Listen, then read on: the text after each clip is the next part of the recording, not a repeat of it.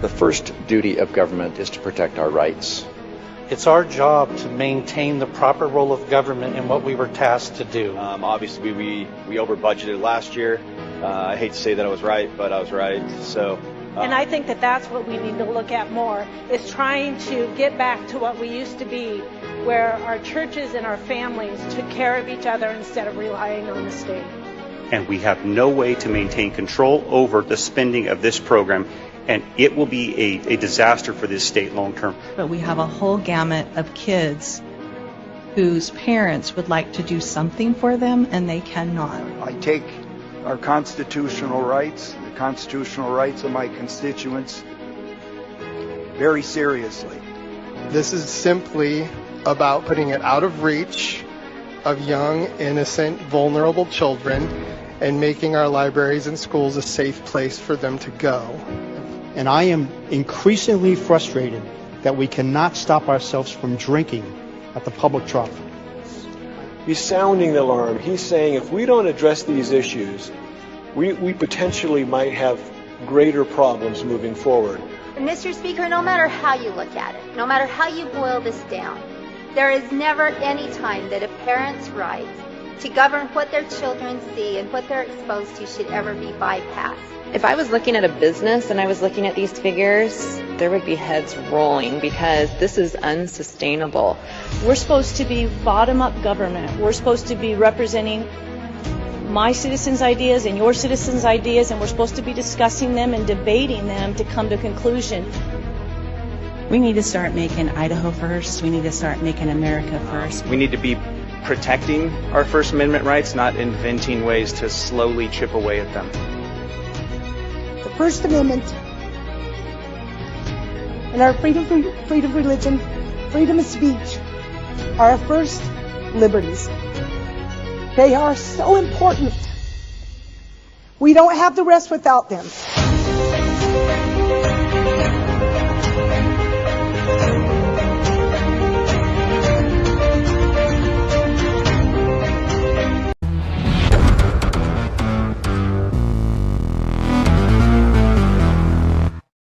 Well, good morning, everybody. Welcome to Idaho Signal. We're going to start this program off today with a signal boost. Folks, 208-334-2100. Let's have that down below instead of my name. 208-334-2100. We are going to, that is Governor Little's office. Yesterday, Senate Bill 1023 passed the House after passing the Senate the week before, and it is now headed, it's going to make its way to the governor's desk. This bill is what it's all about, folks. This is what it's all about. When we're talking about the pandemic, if we continue to ignore, and they want us to ignore the people that were all for everything that happened during the pandemic. If they want us to ignore what happened and not address it, they've got another thing coming, because that's not what's happening. That's not what's happening. And we got a couple of things that we're going to try and steer this conversation with. But first things first is I want to tell you about this bill. What this bill was, Senate Bill 1023, was an update to the Coronavirus Stop Act, which had already passed and was already signed into law. This was a long bill that dealt with what the state, what businesses, what entities can do in response to the coronavirus. Well, as you all know, as we all are probably assuming, we probably won't have the coronavirus be the next pandemic or be used as the boogeyman to impose lockdowns and mandates and all sorts of different style, Orwellian watch over all of us, right? And control. They're going to use something else, and they've tried it ever since. We heard about monkeypox. We've been hearing about the avian flu and the swine flu, or some combination thereof. Whatever is coming down next. Basically, what they did with this Coronavirus Stop Act is they changed the language to encompass almost anything that could happen that would necessitate the government thinking that they need to force upon you medical interventions. So the term medical intervention is the key takeaway here. But let me so let's see, should we, let me tell you what the bill is about. No, let's do this first. This is the most explosive thing. God bless Lauren Walker out there in Xland. Lauren Walker on X shared this email. This is an email that Representative Lori McCann sent to an Idaho constituent. This person named Mary Jo sent an email where and we don't have that email, but she expressed concern over 1023. She was against 1023. So in reply, Representative McCann wrote back, Mary Jo, this is a terrible bill. Call the governor's office about vetoing it. I heard he doesn't like it at all. We were able to pull 23 no votes, and we will need 24 to sustain a veto. We are working to find a couple to flip if possible. This was sent to Mary Jo from, there it is, signed Lori. So from Lori McCann. If you note, now, how did Lauren Walker get this email, right? Because Mary Jo was in support of this. I don't think she'd send it to Lauren.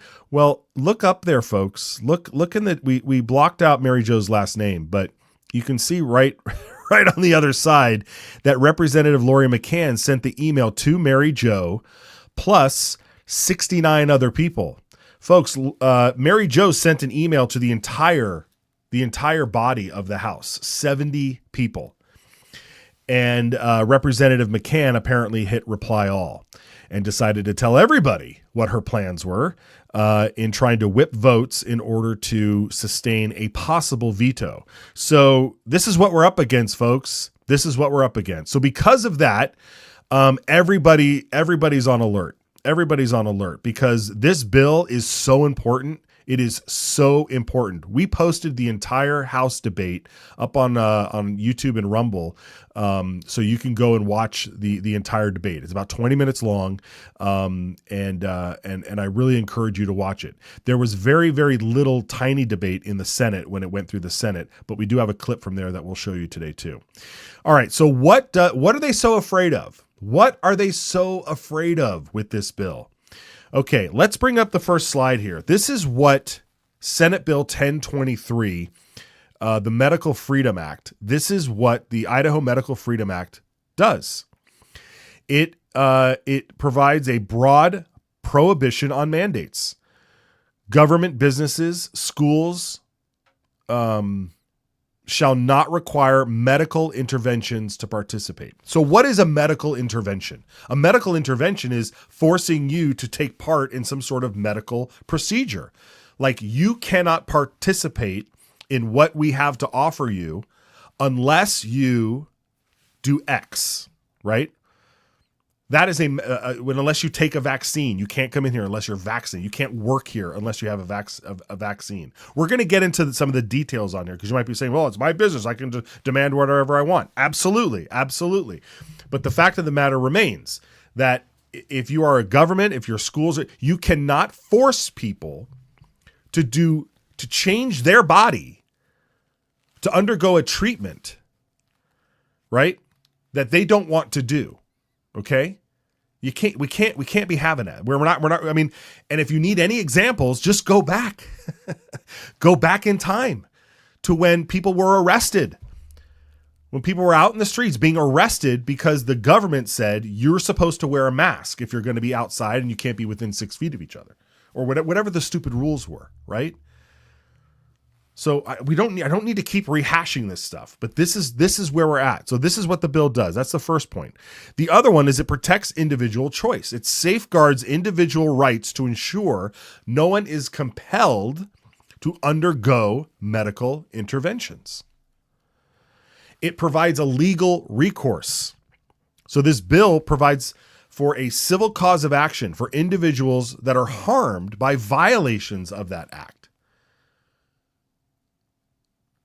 So you get to sue over it. Can you imagine if you were able to sue the government back during COVID for violating your rights? right? Now this bill in Idaho provides that avenue. And then, of course, it defines what medical interventions are. The definition is broad, so that it includes not just vaccines or gene therapy, but all other measures. All other measures. Now, I can hear you now, before we go on to the second slide. I can hear you now. Well, what about, because this includes businesses, and we heard debate. I encourage you to go listen to the other side talk about this. But they say we should have a right. We should have a right to exclude somebody if they have the measles when they come into our store, And I think it was, I don't know if it was Lucas Kaler that stood up and said, or Cornell, I don't know, it was somebody that stood up yesterday and said, are you going to have like a doctor on staff to diagnose somebody with measles as they walk in the door, right? Speaking of measles, well, we'll get to that in a second. I don't want to go off on a tangent too far. Let's go to the next slide. Here's what else this Freedom Act does. There are no emergency loopholes. None.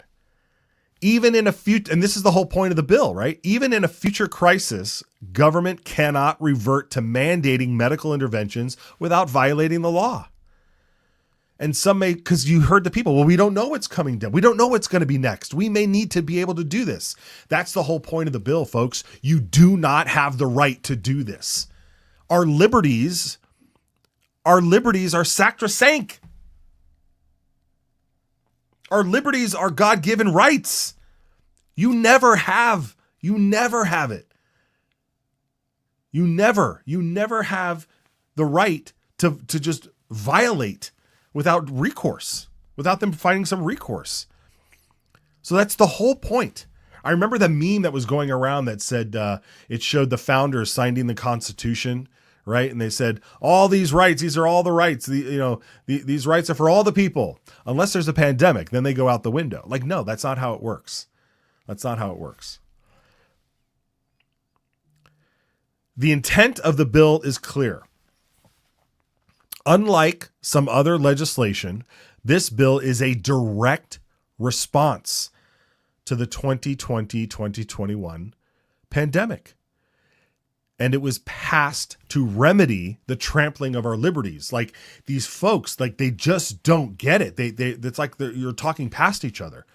The whole point of this bill is to remedy all of the things that happened during the pandemic. They want to gaslight you, folks.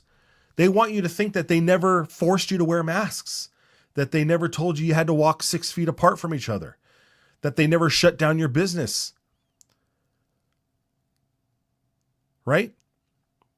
Let's come back. We'll come back to this slide in a second. Do we have the rebound.idaho.gov?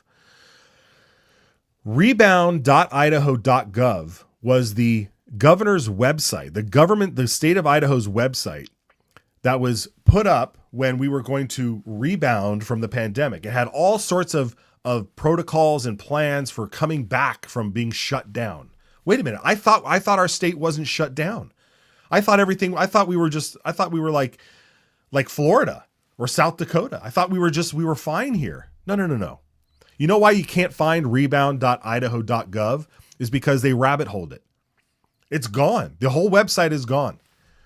The whole section of that website is gone. You can look on it on an archive and you can find it there. And they've got all sorts of business specific protocols for opening. They've got protocols for safe gathering, for places of worship, for youth activities, for daycares and childcare, for indoor movie theaters, all these things that are no longer available. We can't look at them again. Unless, of course, the internet's forever, so you can find them, but you won't be able to find them on the government website. So they just rabbit hole it. They just say, forget about it. There was an article, just so you're all aware, is do we have the CDA Press article? It's called Masks On, Masks Off. Look at this. This was, what's the date on this? This is October 29, 2020. Well, this wasn't even into 2021 yet. Just a week before the 2020 election. A cold Wednesday night in downtown Coeur d'Alene, right? The Panhandle Health District reported 141 new cases. The Panhandle Health District now has a total of 5,325 cases. But whether you were at the Moose Lodge, the Beacon, the Iron Horse, Beer House, it was pretty much the same story. People sat at the tables. They chatted. They ate. They drank. They joked. No wonder everybody moved to Coeur d'Alene in Kootenai County. It was normal. But it was a slow night. People weren't seated at tables next to each other. A few bellied up to the bar. What is this? A few bellied up to the bar, which seems to be against the rules per Governor Brad Little, moving Idaho back to stage 3 on Monday. Wait, we were in stages? Idaho was going through stages? And part of that stage included restricting seating at bars and restaurants. But some questioned whether seating only meant you can't sit at the bar or must be sitting at a table.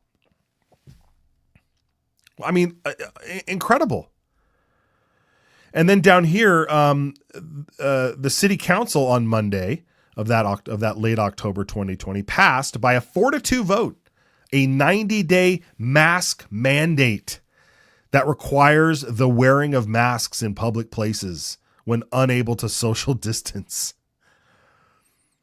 And by the city officials' own wishes expressed Monday that they want education before citation. And the citation is $100 civil fine. So they were ready to fine everybody, folks. This is what this was all about. And unfortunately, every single member of that city council was reelected, the ones that were up for reelection the year later. Isn't that incredible? And then the election last year, the same people that instituted all this stuff, they were reelected too. So I just don't get it. I don't understand. And well, I do get it because they brainwash you. They rabbit hole things. I'm surprised this thing wasn't deleted from the internet. All right, let's go back to that second slide there and finish it off. Now, there are exemptions for those who are looking for exemptions. There are exemptions to the Idaho Medical Freedom Act, and those are the obvious ones that have to take place in places in hospital or healthcare facilities. This bill doesn't hinder the necessary medical protocols in clinical settings, balancing liberty with practical health needs. Right? I mean, it's as clear. It's called common sense. It's called common sense. Right? Knowing everything that we know now, that this was basically a powerful flu. So powerful that it knocked out the flu. There was no flu that year. Right? Remember that? There was no flu cases, just COVID. But every winter we have the flu. And what do people do? If you're an employer, you tell people to stay home. Don't come to work. That's what you do. Can you imagine if it was flu season and somebody walked into your little shop and you were like, "Sir, did you get your flu vaccine this year? Or did you take ibuprofen and are you sneezing a lot? Please get out of the store." Now, of course you can do that. You can ask anybody to leave your store. But that's the beauty of this bill, though, is that any of the egregious stuff is outlawed. Any of the egregious stuff is outlawed. But by ensuring that businesses can't impose these medical interventions, this bill actually supports the free market by allowing you and I to choose where to go. Right? If a store was constantly saying, "Look, we're still doing masks here," then, and you're not somebody who wants to wear a mask in the store, you won't go. That's fine. Right? Oh, folks, I'm telling you, this is what we got to do. So here, let's throw up the graphic. We got to call Governor Little. We got to get that number, get that phone number down there. This is Governor Little must sign this Idaho Medical Freedom Act. 208-334-2100. 208-334-2100. And we shared this graphic on X. We have some bullet points there that I just went over that explains the bill. And I don't want you to just take my word for it, folks. Especially when it comes to the business part, because that's the thing. I get it. You know, we don't want to be telling businesses what to do all the time, right? But I want you to listen to Senator Dan Foreman. He's the one that he brought this bill a year ago, maybe even 2 years ago. He's been trying for a while to get this bill through. He might have even been the one that did the Coronavirus Stop Act in the beginning. But in the Senate, he addressed this this issue specifically with telling businesses what they can and can't do. And it's a valid point. As a free market guy, as a liberty guy, as somebody who says, well, this is my business, I should be able to run it how I like. You know, if I don't want to cater to a certain type of clientele, I should be allowed to do that and let the free market decide whether or not they want to keep me in business. Right? But we tell businesses what to do all the time. So let's listen to Senator Dan Foreman here take on that argument. Thank you for the comments from the good senator from 28. I appreciate it. We were very careful in crafting this bill to not interfere with the private sector. This bill doesn't interfere with the private sector. The very language of the bill states, it is our intent to not change, circumvent, or do away with accepted industry standards. What we're trying to prevent is what we saw during COVID, where people, businesses, and government agents acting on what they thought was good information tried to do the best job they could. But people have rights, and mistakes were made. And to tell a worker in an industry where vaccinations aren't required, I as manager or owner are saying you have to get this experimental vaccine or whatever vaccine or you can't work here is flat out wrong. People have rights. And as far as government intervention goes, we intervene in the private sector every day. Now, we should do it with pause, we should do it with circumspection, and we shouldn't take it lightly. I'm a minimalist when it comes to government intervention, but people do have rights. And when individual control in the private sector gets out of control, we have a constitutional, moral, and legal obligation to step in. And what happened during COVID was flat out wrong in a lot of cases. Well-intentioned maybe, but people need protection. With respect to federal law, Mr. President, we have no choice but to obey federal law, and that's why that statement is in the bill. I don't have the authority, no one here has the authority to say we're going to snub our nose at federal law.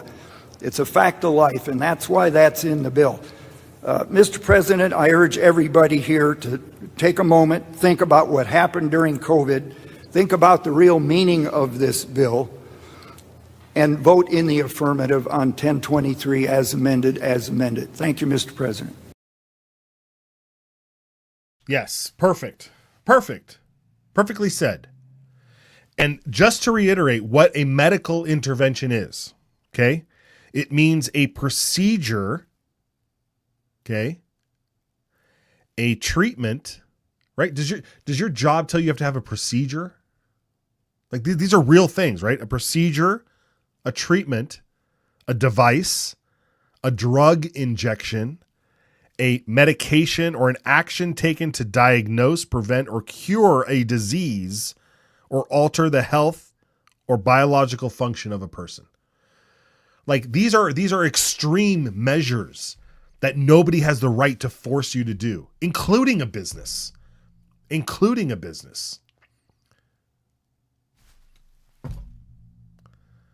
And the reason why we say the business, right? It's not just like somewhere out of the blue, a business says, you know what? We're only going to allow people in here if they're wearing a CPAP machine because I hate the sound of heavy breathing and snoring. So I just want to, you got to wear like, that's not what we're talking about here. We're talking about how the government from the top down, from the CDC was saying, scaring everybody, right? Playing into the fear and saying this must happen, and this must happen. OSHA putting out rules saying you need to have this happen, right? And then businesses felt compelled to do it, otherwise they might get fined. Otherwise they might get looked upon poorly by the government, and they need their industry to keep going. So they just comply. They just say, "Oh, we'll do it," and we don't want any trouble. No, this bill helps businesses. This bill will enable businesses to say, you can come on in. And if people are like, "Oh my God," you say, "Look, I have protections here." This is a protection bill for businesses as well.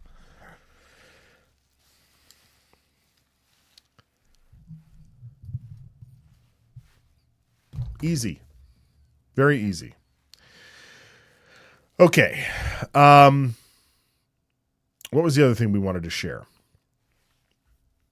Well, I mean, let's just call it like I see it. Let's put up the vote. Let's put up the tally. This was the tally in the House. Okay. Maybe we should make our own graphic to combine both the Senate and the House together, so we can see all the reds in one spot, because there were quite a few reds in the Senate as well. But these are the folks who undermined the public trust because they are prioritizing control over individual autonomy. These folks, it's like the nanny state, right? They know better. They know best. And they prefer the control rather than allowing you and your common sense and your liberties to thrive. These people are gaslighting you, many of them. These people are ignoring, like I said at the top, ignoring history. There was so much evaluation of what happened. We shared this with you earlier. The select subcommittee on the pandemic, where they said social distancing was a complete fabrication. So for those who are like, "Oh, we don't know what's coming down the line, we may need to do social distancing again," it doesn't work. Social distancing is stupid. It's literally stupid. What are you going to social distance from? And look, if we have an outbreak of leprosy, you won't have to tell people to social distance. It'll just happen naturally. It's called common sense. We learned that masks don't work. They relied on flawed studies. We learned that no healthy children died during the pandemic, yet we were sending kids to school sitting behind plexiglass, sitting in circles, wearing masks. And it actually harmed them. We have the data. We have the lived experiences. And this is Idaho. We are one of the last bastions of liberty and the foundation of liberty. And this bill, this law, would send shockwaves across the country. And that's why the elections here are so important. The reason why this stuff didn't pass in 22 is because we didn't have the makeup in the House and Senate like we do now. But we put boots on the ground. You looked for people, especially here. We looked for people that read our pledge and said, I'm for that. And you got guys like Rob Beiswinger, who ran this bill in the House. You got Senator Dan Foreman triumphantly coming back after COVID, because he was in the Senate prior to COVID. He lost his race, and then he triumphantly came back, and he had a heck of a win last year as well. So many great folks running on this issue of trying to fix what happened during the pandemic. And this is what happens. We've gone from having just a handful of folks sign our pledge and say we're here to fight against that tyranny that we saw during COVID. And now we have 41 people who've signed the pledge. And many of them are freshmen. And many of the other many were freshmen 2 years ago. It's been the biggest turnover in the legislature in decades. And now we're seeing the fruits of that. We're seeing this bill go. How many wins have we seen because we've just been moving forward with these great conservative legislators? This is it right here. You know, this morning in the Senate, the person who gave the invocation, who said the prayer this morning, before he prayed, he opened up with a quote from Winston Churchill. And it was something that Winston Churchill had given during a speech. And this is what Winston Churchill said this morning. Yeah, here he is. I don't have the audio, otherwise I'd play the audio. Maybe we'll play it for you tomorrow. But this is what he said tomorrow, or this is what he said today, that Winston Churchill said back in 1941. Never give in. Never give in, folks. Never give in. Never, never, never, never give in. Nothing, great or small, large or petty, never give in, except to convictions of honor and good sense. This is what it's all about. And when Churchill was giving that, it was 1941, and he was talking about fighting Nazi Germany and the atrocities that were happening there. Well, folks, the pandemic is probably the biggest atrocity that the entire world experienced since the Great Flood. The whole world was affected by the pandemic. And here we are in a state of just around 2 million people. Many of you folks out there that had moved here from blue states where it was awful, absolutely awful to live through. And you said, I'm going to come here because it's free and there's liberty here. And yet there's pushback on this. And it's to be expected. It's to be expected, but we can't give in. We can never, ever give up. This is the whole enchilada right now. It may not seem like it. I may say this about a couple of other things, but getting that mask mandate prohibition, that was just one thing. That was just one issue, right?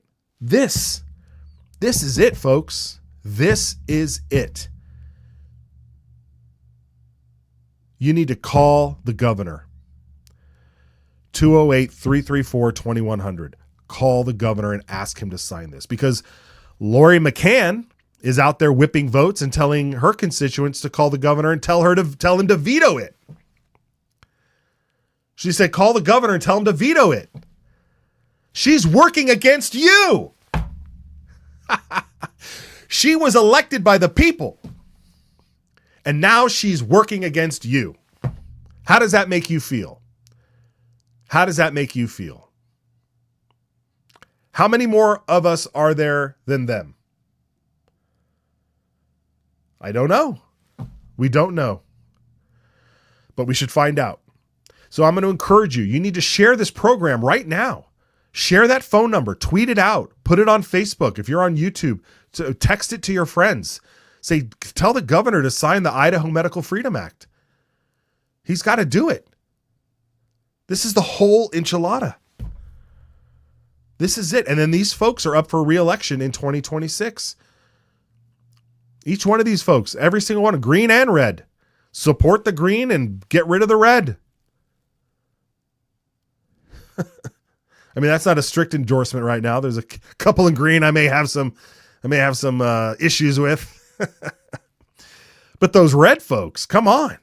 You kidding me? This is it. This is what we're fighting for. We're going to have more on this. If the House is out at the top of the hour here, they're still going. They might go through lunch here, but if they can make it, Representative Rob Weiswinger, who ran this bill in the House yesterday, will hopefully join us. So we'll see that. But we'll take a break. We'll be right back. It's our job to maintain the proper role of government and what we were tasked to do. The dictionary defines a pledge as something that you give as a sign that you'll keep a promise. As Idahoans, that's what we're looking for in our elected leaders. A sign that they'll keep their word. Talk is cheap, and so are political promises, hidden agendas, and special interests. This is why we created the Citizens Alliance of Idaho Pledge. affirming the values Idahoans have been living by for over 100 years, inspired by the only two documents everyone has agreed to live by. So when an Idaho legislator signs our pledge, inviting voters to publicly hold them accountable, that's what we call political integrity. The pledge restores trust and honesty between voters and their legislators. It means protecting our shared values and ensuring your voice is heard in Boise. And that is priceless. Thank your legislator for having the political courage to sign the Citizens Alliance of Idaho pledge. And if they haven't, it's time to ask why.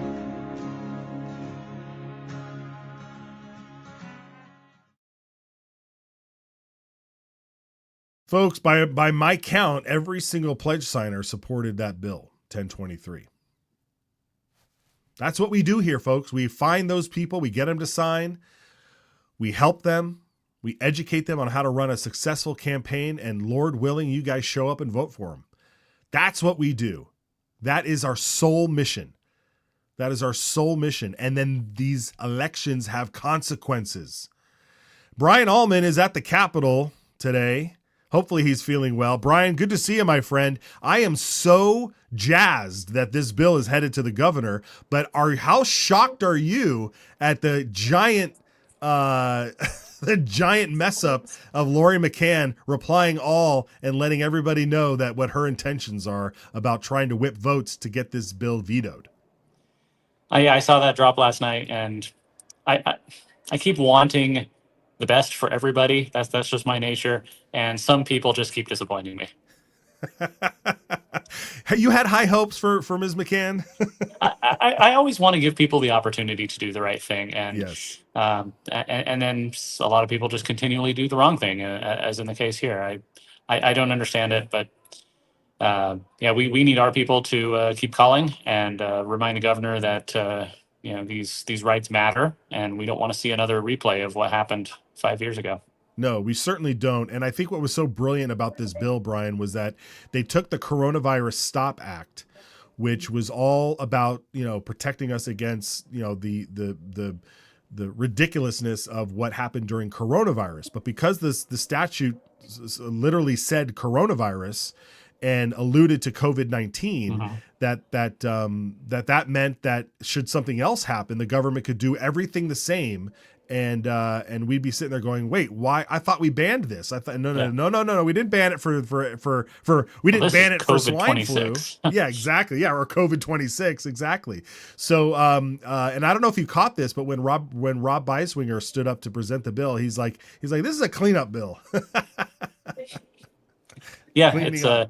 It's a great opportunity to take a very bad incident, a very bad time, a very bad situation where a lot of things went wrong and people made wrong choices, and use that for good to say, okay, well, we've learned some lessons. Now going forward, we will be protecting your medical rights, your bodily autonomy. Yeah. And the argument against the businesses, I understand the argument. We can't be telling businesses what to do. Dan Foreman stood up and says, we tell businesses what to do all the time. Mm-hmm. But when you really dial it in, what we're talking about is a business cannot mandate these medical interventions. And I went through the list of in the bill of what a medical intervention is. And I mean, we're talking about like procedures. We're talking about like injections. I mean, these are like serious things. We're not talking about just saying like, oh, please wear a shirt when you come into the no shoes, no service kind of thing. Like that's still out there. That's not a medical intervention. Right. Even a mask, probably, right? Yeah, that's starting to get into a gray area. But right. as when you have people who have been employed in a place and they rely on it for their job, and things are going a certain way, and then suddenly the company says, well, you've got to get this injection or you're fired, as so many businesses did with pressure from the government, and so many, the military did that. And that turned out, as the Trump administration is now showing, that was wrong and needs to be atoned for. Yeah. And I probably, 5 years ago, I don't think it would have ever dawned on anybody that the business would require one of their employees to get a vaccine or to be, when it doesn't really affect their job. It's not like they're a doctor or something like that. But if you're just working at McDonald's or you're working at a lumber yard and they're like, you have to go get this medical procedure done, otherwise you can't work here. Like, you almost want to say to yourself, like, how does, where in the psyche of even the most like libertarian, like all rights for everybody, it's my property, I should be able to dictate whatever, but to dictate that somebody should go get some sort of gene therapy or some sort of injection, it seems so draconian. Yeah, it's I completely forgot where I was going with that. There's a protest going on down here underneath the window, and it keeps distracting me. But yeah, a lot of that was actually because of government intervention as well. Businesses were afraid that if they didn't mandate these things, then they would be fined, they would be shut down. So you remove that and tell them, hey, you just can't do that anymore. I think things are going to be a lot better. Yeah, I was saying earlier that I think this actually gives cover for businesses as well. Incentivize them to do the right thing. Give them space to do the right thing instead of pushing them to do the wrong thing. Yeah, absolutely. All right, well, we're going to keep on it for the rest of the episode here, but I do want to. What's going on? What's so distracting there at the Capitol? Let's give us an update of what's going on there, and then also what else you're tracking. Well, so as you know, Governor Little signed House Bill 345 yesterday or the day before, and that was a reform of Medicaid and Medicaid expansion. It doesn't get rid of it. It doesn't eliminate coverage for anybody, but the left and the Democrats are absolutely freaking out. The Democratic Party put out press releases saying that Little's taking away all their rights and all their benefits. And so there's a crowd out here. It looks like 100 people or so who are with a bunch of pre-printed signs, which is always interesting. Talking about Medicaid and protecting Medicaid, and there's a few other interesting signs. I've been tweeting them over on my Twitter account, some of the more interesting ones I see. Yeah, but that's kind of ironic, isn't it? That you get I wonder if I went down to this crowd and did a survey, how many people would support the Medical Freedom Act? Because I'll bet these are two completely separate circles on the Venn diagram here of people who want to, support Medicaid and make sure that there's no changes to those benefits, and then the people who want to protect the medical freedom of individuals. It just seems to align completely opposite there. Yeah, it's almost like there's a new paradigm in our, it's not necessarily that left became right and right became left. It almost seems like the old school Democrats, are who love liberty, have started moving to the right, because there's this shift of this basically Marxist communists. They just love the state and they want everything to be taken care of by the state. Like it really is this shift where it's not necessarily a flip flop. It's more of this the head of this giant snake coming in to squash our liberties and such. And then you have folks like Lori McCann and Stephanie Jo Mickelson standing up, and Britt Raybould standing up and being such nanny staters. I don't, because they weren't for modifying Medicaid as well, if I'm correct. Yeah, it's they want, people seem to think that the government or the taxpayer should be paying for everything, and then it's like there's some acceptance there or some desire even to be controlled, to say, get the mask, get the vaccine, bake the cake, do what do whatever we say, and you'll be happy and you'll be satisfied. It's a slave mentality. It really is. It is a slave mentality. Yeah. All right, Allman, what are you working on? What are you paying attention to there? Oh, goodness. Well, the more of that moving rules into statute. There's still some disagreement on the importance of that, if that's a good idea or a bad idea, but it's going on. I was just in the House gallery. They passed the maintenance budget for Medicaid, ironically, as these people are protesting outside. They passed the budget. Representative Tanner was able to trim about 3% off that budget, which for a $5 billion budget is a good chunk. But some people still said it wasn't enough and we need more. The House did actually kill two budgets while I was there, two of the maintenance budgets. Or not the maintenance budgets, the enhancement budgets, the ones that come on top of the maintenance budgets. So right. That tells me that JFAC has their work cut out for them, and we might be here a while. Yeah, that's right. Well, they don't necessarily need to do any expansion. I mean, they could leave without doing any of the extras if that maintenance portion was already sent through. Yeah, I'd like to see that. Yeah, real quick on this rules to statute thing. I'm just an average guy, right? And I'm just trying to We're just trying to like direct the signal and making sure people understand what's going on. But like, here's my understanding, and correct me where I'm wrong, but here's my understanding of this whole rules to statute thing is that, you know, the legislator will pass laws directing agencies to, you know, carry out certain tasks. And then the agencies will go there, interpret the law, and write the rules. And the rules that you and I have to follow if we're going to engage in that agency's service. Now, if those rules they basically have the same effect as law. So if I violate a rule, then I could be, you know, held accountable for violating that rule the same way I would be held accountable if I violated a law. There are many rules out there. We see this at the federal level. There are many rules out there that are either just, you know, for lack of a better term, stupid rules or draconian or just flat out wrong or whatever. And so in order to change the rules, one of the tactics that it looks like the legislature is doing is let's make those rules, let's turn them into statute, into law, then we can change them. Because it's much easier for us to just change the law than it is to change an agency's rules or to redefine or to go into the nitty gritty and do that stuff, right? Is that the basic understanding? Basically, yes. There's also the philosophical idea of reclaiming the legislative power. If you read our national constitution, our state constitution, the political philosophers that our founders read, you know, Montesquieu and such, the separation of powers is important. The legislative branch should make law. The executive branch carries it out. Well, the legislative branch keeps delegating that power. They say, well, you know, we want to accomplish this, and we'll leave the details to you being the governor or the heads of these agencies. And then they come back with those rules. And Idaho's in a pretty good position in that we have legislative review of rules. When they want a new rule, it has to pass both chambers and be passed by concurrent resolution. However, getting rid of a rule, an existing rule from the past, requires the same process. So that's a pretty high bar. So moving them into statute not only returns, you know, philosophically the power to make laws where it belongs, but it also puts those laws, as Senator Lenny said during his debate yesterday, it takes them from a hard-to-reach place and puts them within reach so that the legislature can adjust that. And we just saw that yesterday with Senator Blaylock introduced a bill to actually change some of the law that has now come out of the rules to broaden the exemptions for some newborn blood screenings. And that's what they can do. And we'll see next year if they actually start taking advantage of that ability to go in and change some of these longstanding rules.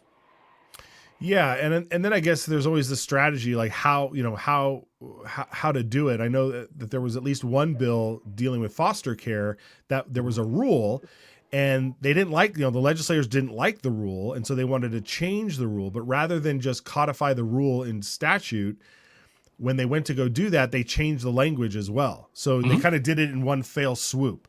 And so I imagine that you may be able to do that for all of the rules that you want to codify into statute, or you got to pick and choose which ones you want to have those battles with, because there might be a battle. So I think there's many different strategies here, but it all sounds like as long as the legislature is the one reclaiming the ability to pass laws, this sounds like it's not necessarily a bad thing. I think it's a good idea. I know there's other opinions out there, and they could speak for themselves, but I think this is a good thing and a good process that we're seeing happen right now. Yeah. Okay. All right. Well, let's jump out of those weeds. Let's get back to what excites people, which is protecting our civil liberties. Alman, tell everybody where we can find you and what your what your next columns are on. I'm not sure what I'm writing about next. I'll, maybe some of these budgets that they're working on and killing on the House floor. That's an interesting thing. So gemstatechronicle.com.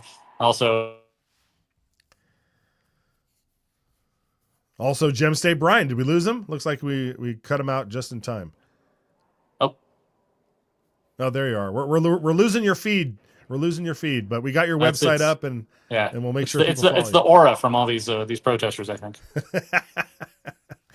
All right. Well, good luck, my friend. Godspeed. All right. We'll see you tomorrow. All right. Very good. All right. Let's take a quick break, and we'll wrap up.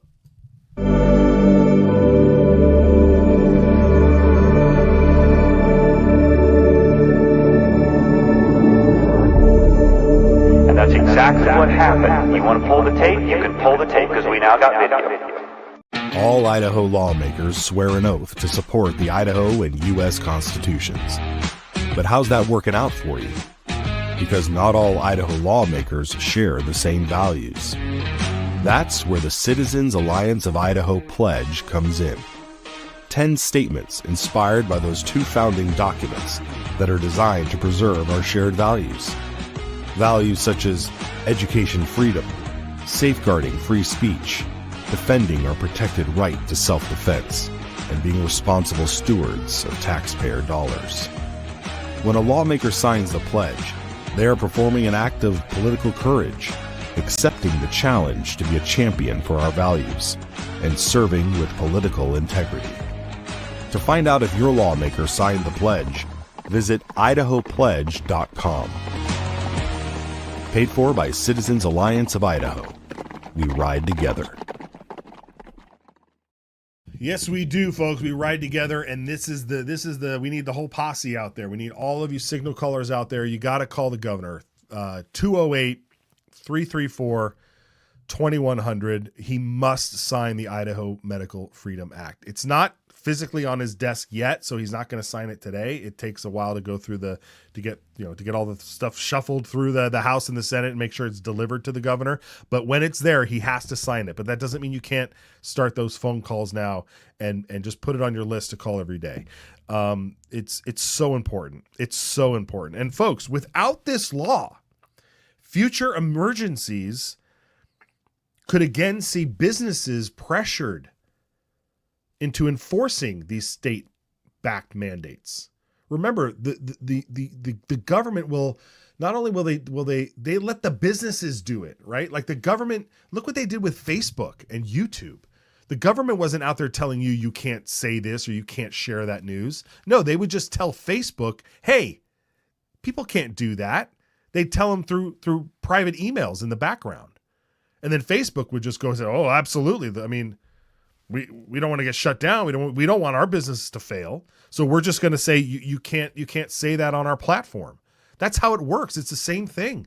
Behind the scenes, the government's telling businesses, you better make sure you do this, airline industry, right? You better do this, agricultural industry.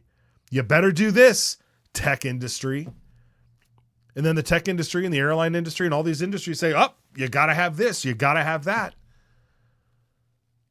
Because who's in power? The tyrants were in power in 2021. They were the ones doing it. Remember, this stuff was like fishy, wishy-washy during 2020, right? Because nobody knew what was going on. You know, you had the Summer of Love riots, you had all that stuff, the election. But when when the vaccine rolled out at the end of 2020, after the election, when it was widely available in early 2021, that's when we saw, and the Biden administration, whoever the puppet masters were there, that's when we saw just go all to hell. All to hell. And so the state was clamping down. So this actually liberates businesses, this bill. It liberates businesses from having to kowtow to the government. So it's very short-sighted to say no to this bill. So we must call the governor.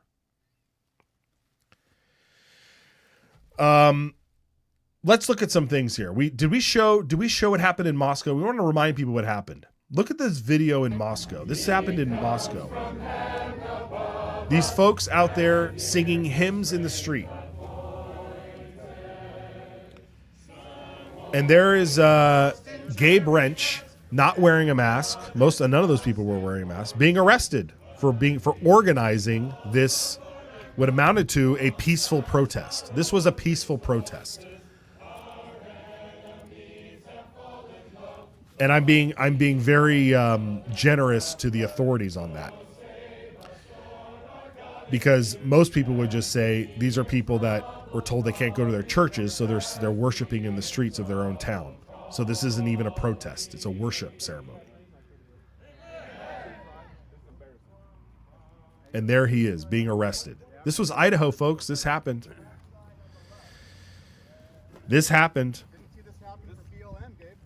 And when you think about, we can get out of this. When you think about what those images were, those were the police, right? Those were the police not defending your rights. They were upholding the tyrants, right?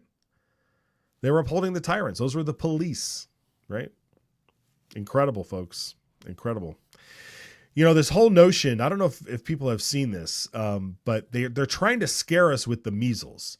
And if you're as old as I am, you might remember a television series called The Brady Bunch. And during its very first season, it aired an episode which apparently some folks say you can't find on, you know, Hulu and Amazon anymore. Don't know if it has to do with the rights or if it has to do with how they treated the measles on the Brady Bunch. The big, bad, scary measles. They're going to kill all our children. Watch this clip. Peter, what are you doing home from school? They sent me home. Measles. That's either measles or a strange case of red freckles. You have got a temperature. They told me 101.1. What's the record? Never mind. Oh, are you sure it's the measles? Well, he certainly got all the symptoms. A slight temperature, a lot of dots, and a great big smile. A great big smile. No school for a few days. Say hello to my dotted son for me. Tell him I'll bring him some comic books and I'll see you later, dear. Okay, honey, bye. Boy, this is the life, isn't it? Yeah. If you have to get sick, you sure can't beat the measles. That's right. No medicine. Inside or out. Like shots, I mean. Don't even mention shots. Yuck! Measles, measles, measles. Well, all the kids have now had the measles. So have I. Well, I had them years ago. Looks like the Bradys are finished with the measles. Hold it.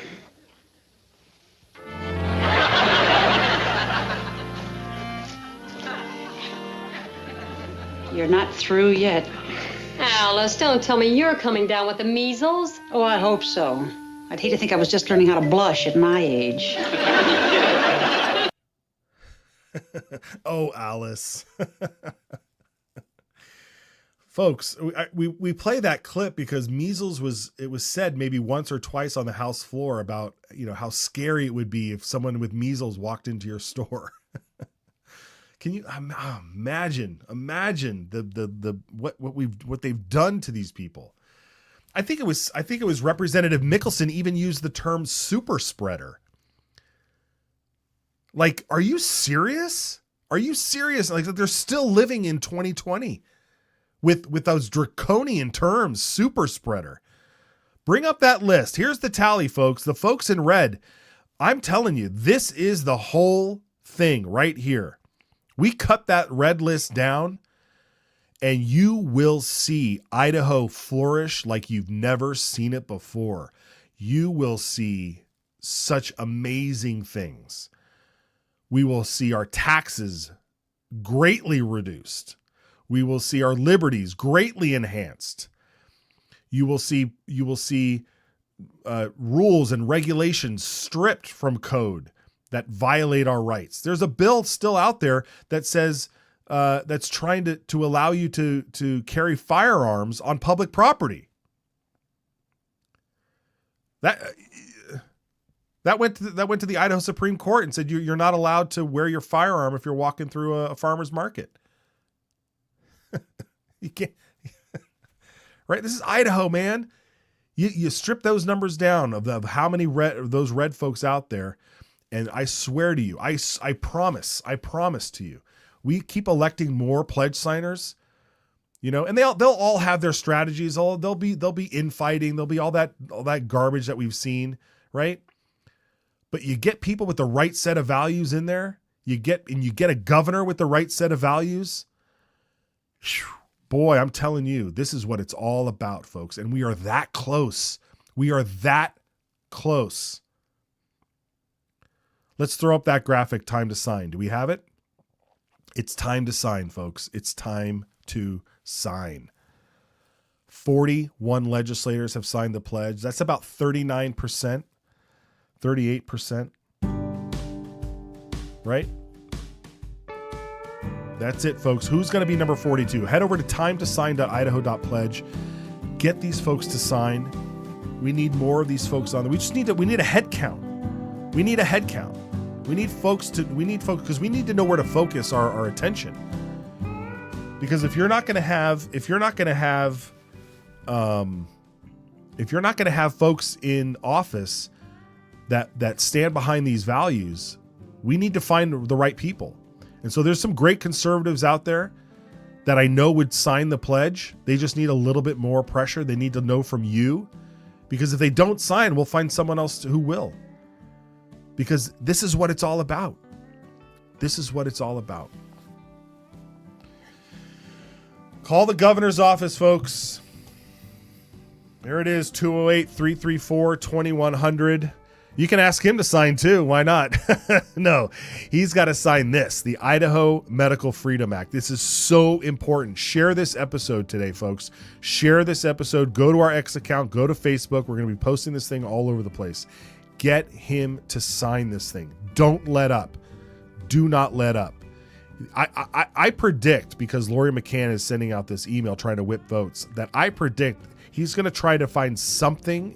We've talked about this a lot, where they try and find something. They try and find something so minute in here that they say, we need to get rid of it. I'm going to veto this for this one little thing. I'm going to vote against it because this one line I don't like. How about this? How about you just sign it and then run a bill next year that says, I don't like that one line, and let's work on that. How about that? Let's work on that. But sign the damn bill. Sign it. And let's move on. 208-334-2100. I saw somebody make a comment earlier that said, okay, I'll call. Good for you. Call. Call, folks. You know what? I'm tempted to stay on the air. I'm tempted to do like a filibuster where I stay on the air for 13 hours, where we can get 1,000 calls to the governor. Yeah, there it is. Why, loyal viewer Deborah there. Okay, I'll call. I'm telling you, folks, this is the way. We have to get this thing over the line. We have to get it over the line. All right. I'm not going to stay on the air for another 13 hours because we got a lot of stuff to do. But we're going to be back here tomorrow. We'll catch up on some of the things that happened today. The whole notion of Idaho budgets being sent back is great, because we got to cut that spending too. IdahoSignal.live is where you can listen to us when you're on the go. So be careful out there. Don't be watching us. Don't be watching us there. And then leave your message, 208-402-4915. Call the governor and then call us and tell us how that call with the governor's office went. That's what we want to hear. Oh, and we did get a voicemail, but we didn't play it today. We'll play it tomorrow. So there's another incentive to come back tomorrow. Thank you very much, folks. We'll see you tomorrow. Take care.